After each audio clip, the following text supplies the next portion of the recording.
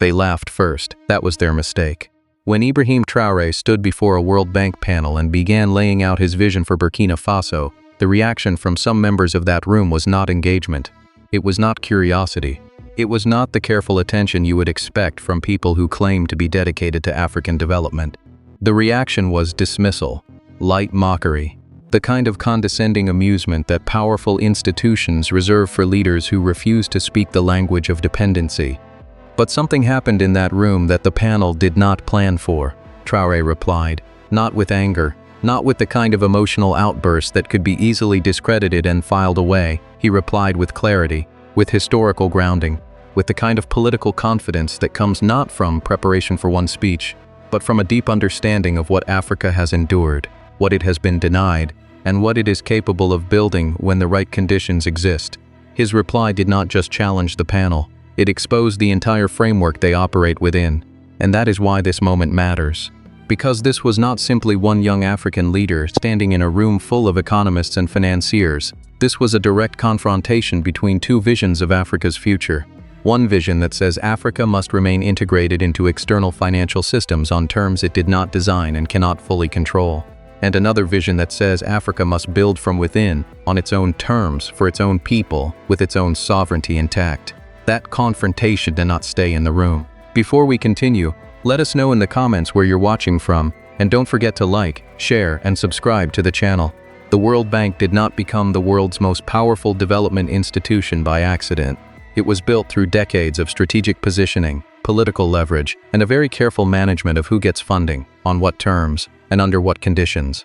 For African nations emerging from colonialism in the 1960s, the World Bank and its sister institution, the International Monetary Fund, became the new gatekeepers. Colonial armies had left, but the financial structures they left behind kept the relationship of dependency alive in a different form. Structural adjustment programs told African governments to cut public spending, privatize national assets, and open their markets to foreign goods and capital. Loans came with conditions that shaped domestic policy in ways no elected African parliament had approved. When those policies failed, and in many cases they did fail, the blame was directed at African governments, at African corruption, at African incapacity. The institutions that designed those conditions rarely examined their own role in the outcome. That history did not disappear when Traoré walked into that room. He carried it with him.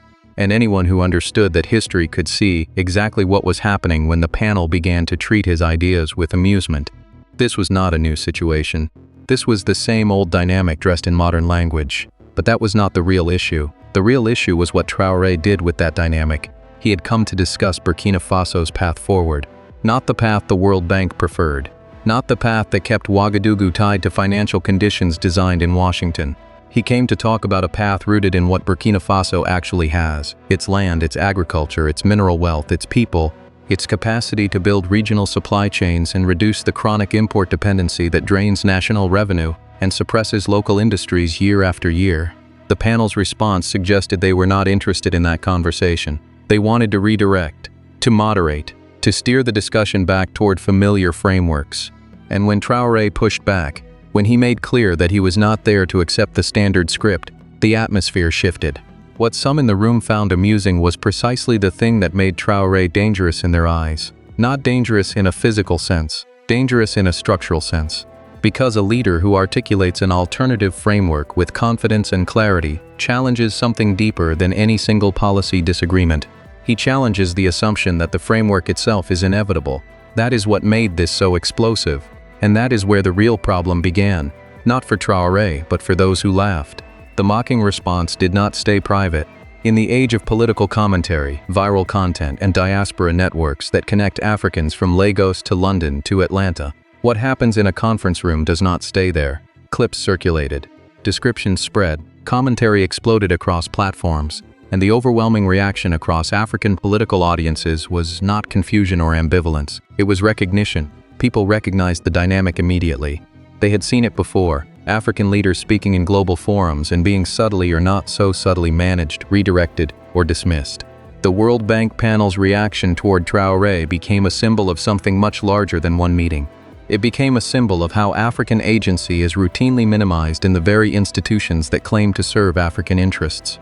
For many Africans watching from across the continent and the diaspora, This looked like confirmation of something they had long suspected, that these institutions do not primarily exist to develop Africa. They exist to manage Africa's integration into a global economic system that was not built for African benefit. Development, in that context, becomes a language used to justify continued access, continued conditionality, and continued leverage over domestic African decision-making. Traoré's reply landed differently than the panel expected because it was not just a political statement, it was a historical argument. He drew lines that connected Burkina Faso's present challenges to patterns that stretch back through the colonial era, through the betrayal and assassination of Thomas Sankara in 1987, through the years of CFA franc dependency, through the extraction of Sahelian resources while Sahelian populations remained among the poorest on the continent. This was not a new grievance. This was an old wound being named clearly in a space where such naming was not supposed to happen. And that is where everything changed. Because once Traoré made that argument publicly, once it escaped the room and traveled through networks of politically awakened Africans, it could not be contained. Other voices began connecting it to broader patterns. The argument was no longer just about Burkina Faso. It became about the structural relationship between African governments and global financial institutions more broadly. It became about who holds veto power over African economic choices. It became about why a continent with enormous natural wealth continues to export raw materials at low prices and import finished goods at high ones. It became about the CFA franc, about French monetary policy that African governments had no formal role in designing. It became about debt burdens that consume public budgets and leave little space for infrastructure, for health systems, for education, for the sovereign investment that real development requires. The pressure did not stop there. Within the Sahel region, Traoré's posture had already been interpreted as part of a wider political shift.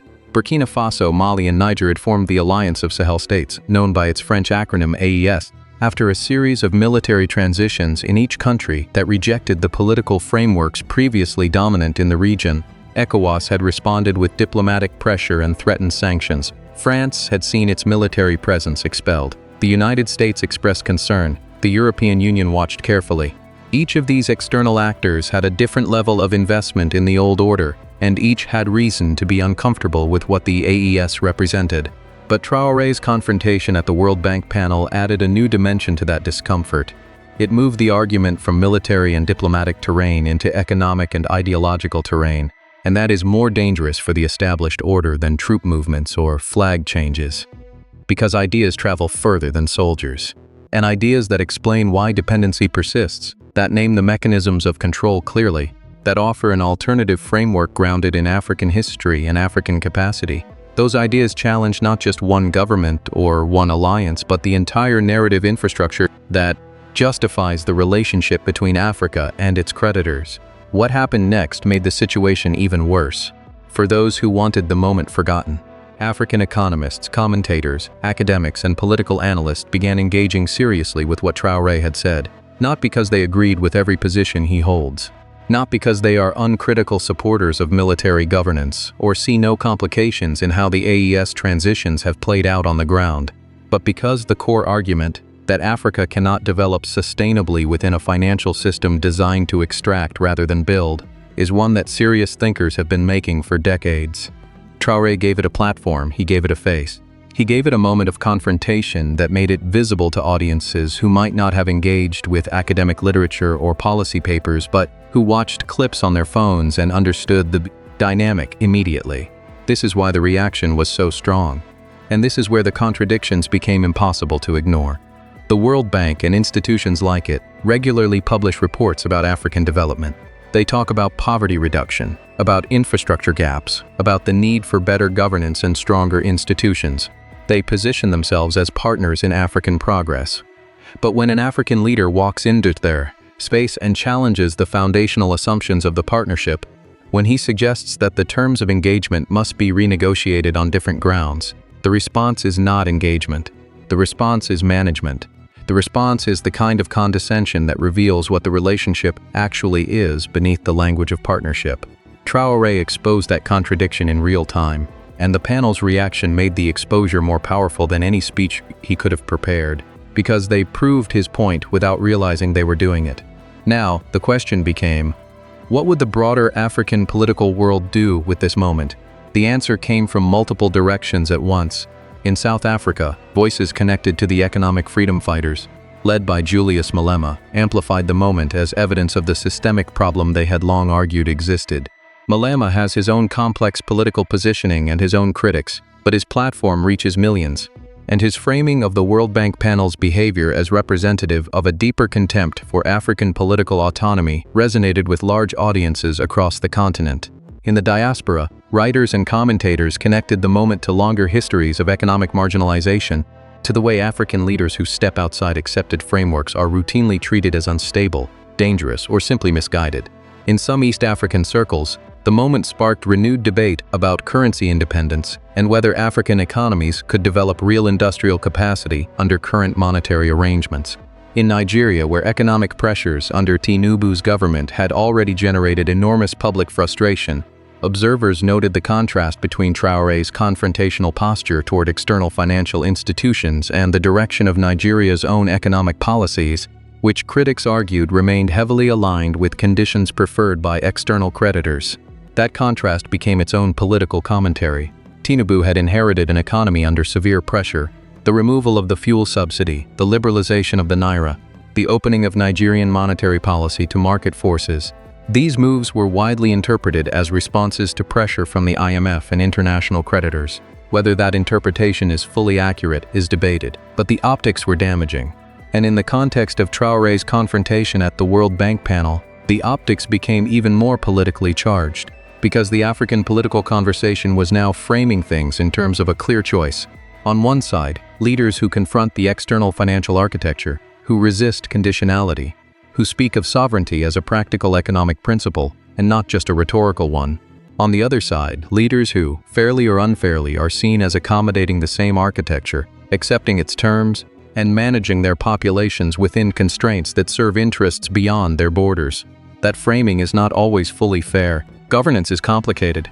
Economic transitions are difficult. Not every accommodation of external financial reality reflects weakness or betrayal. But political narratives do not always wait for full complexity. And across millions of Africans watching this moment unfold, the narrative was consolidating around a simple but powerful question.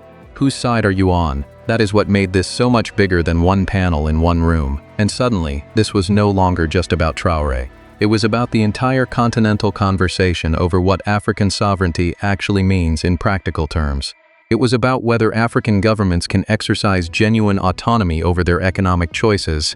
It was about whether the institutions that claim to support African development are actually willing to engage with Africans as equals, or whether they require, as a condition of the relationship, a certain deference, a certain agreement to work within frameworks that were not designed with African control in mind. The answer Traoré gave, through his reply, through his refusal to be managed, through his insistence on naming the historical and structural dimensions of what was happening in that room, was a clear one. He was not there to comply. He was there to confront, and the blueprint that emerged from that confrontation was not a detailed policy manual. It was something more fundamental. It was a demonstration that African leaders can walk into those spaces and refuse the script, that they can speak plainly about history, that they can name the contradictions without apology, that they can make the argument for sovereignty not as an emotional appeal, but as a structural, political, and economic necessity. That blueprint spread faster than any formal report or official communiqué could have traveled. For many young Africans watching, this was not a moment of abstract geopolitics. It was personal, because the structures being discussed, the debt, the conditionality, the extraction, the chronic underdevelopment of continents rich in resources, are not abstract. They shape lives. They shape the price of food. They shape whether public hospitals have medicine. They shape whether a young person in Ouagadougou or Bamako or Accra can find work that pays enough to build something. The political confrontation Traoré created was, at its root, about those lives. About whether those lives would continue to be shaped by decisions made far from the continent, in rooms where African populations are represented as data points and debt ratios, rather than as human beings with centuries of history and legitimate claims to their own futures. That is what made the laughter in that panel so politically costly, because it confirmed that to some in those rooms, Africa and its leaders remain objects to be managed rather than agents to be engaged. And once that confirmation entered the conversation, once it was named and shared and amplified, it became a reference point, a moment that future arguments would return to, a moment that other leaders would be measured against. The pressure was no longer hidden, it was in the open, and it was now generating its own momentum. Across the AES states, the moment reinforced the political legitimacy of the alliance's foundational argument that African governments cannot achieve real sovereignty while remaining integrated into external financial systems on the current terms. That argument was not new, but the World Bank panel's reaction gave it fresh energy. It gave it a visual. It gave it a story that could be told and retold in the language of dignity and defiance rather than the language of technical economics. More Africans are beginning to see that the institutions positioned as helpers are sometimes operating as gatekeepers. Not because every individual within those institutions is personally hostile to African interests, but because institutions serve the interests of those who fund them and control them. And when the interests of African populations conflict with the interests of major shareholders in global financial institutions, the outcome of that conflict has historically not been favorable to Africa. Traoré said this plainly. The panel's reaction confirmed it visually, and the combination became something that could not be dismissed. But this is where the story becomes more complex, because blueprints require builders, and building something genuinely different from what exists, genuinely different economic frameworks, genuinely different regional integration models, genuinely different relationships between African governments and their own populations. That work is harder than one confrontation in one room. Traoré himself leads a country that faces enormous challenges: security, poverty, infrastructure, access to basic services, the ongoing regional conflict that has displaced millions across the Sahel. Defiance at a World Bank panel does not automatically solve those problems. And there are legitimate questions about the trajectory of governance in Burkina Faso and across the AES that cannot be waved away by the power of any single political moment. But that is not the full point of what happened. The point is not that one speech solves everything. The point is that the conversation has changed, that the framework of acceptable discourse inside those rooms has been challenged publicly and unapologetically, that a young African leader walked into a space designed to manage African economic integration and refused to be managed. And that refusal created something that will outlast the panel, outlast the headlines, and outlast the particular political moment in Burkina Faso. Because ideas that name real things do not die easily. Africa was watching, and many people across the continent understood exactly what this meant. Not as a final answer, not as a complete solution, but as a beginning. As a demonstration of what becomes possible when an African leader decides that dignity is not negotiable, even in rooms where the financial stakes are enormous and the institutional pressure is real. The question now is not whether Traoré's reply was heard. It was heard. The question is what happens next. Whether other leaders find the courage to make similar arguments in similar spaces. Whether African populations continue to build the political pressure that makes such arguments harder to dismiss. Whether the AU, which has long struggled to become a genuinely sovereign continental institution rather than a platform for managed regional consensus, finds the political will to address the structural questions Traoré raised at an institutional level. Whether the generation of African economists, lawyers, engineers, and political thinkers who understand both the problem and the alternative will be given space to build the systems their continent needs. The blueprint is on the table, and the people who laughed are now watching to see what gets built. This is not over. This is not resolved. The structures that created the dynamic in that room are still intact. The debt is still there. The conditionality is still there. The extraction is still there. The gap between what Africa produces and what it retains is still there. One confrontation, however powerful, does not dismantle what took centuries to construct, but history has always moved through moments like this one. Moments where someone refuses the expected posture. Moments where the refusal is witnessed. Moments where what was witnessed becomes a reference point for what comes next. Traoré's reply at that World Bank panel is now one of those moments. It will be cited. It will be studied.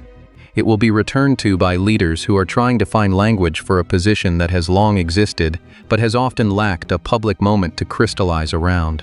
And somewhere in Africa right now, there is a leader watching.